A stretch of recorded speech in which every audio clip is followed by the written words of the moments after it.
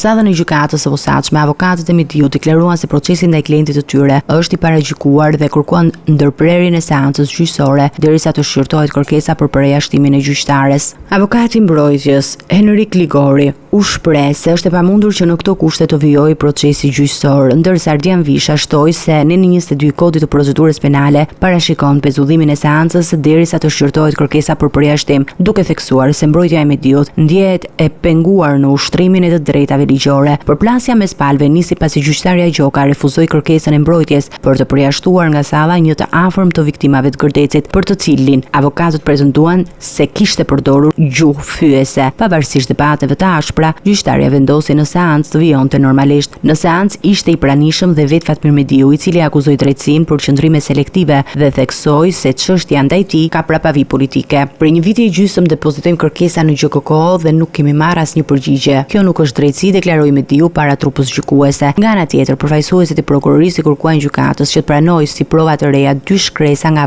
avokatura e shtetit dhe vendimin e gjykatës së Strasburgut që i ka dhënë të drejtë familjarëve të viktimave të gërdecit. Seanca u shoqërua me tensione verbale dhe akuzime reciproke mes mbrojtjes dhe trupës gjykuese, ndërsa pritet vendimi nëse kërkesa për përjashtimin e gjyqtares Gjoka do të merret në shqyrtim.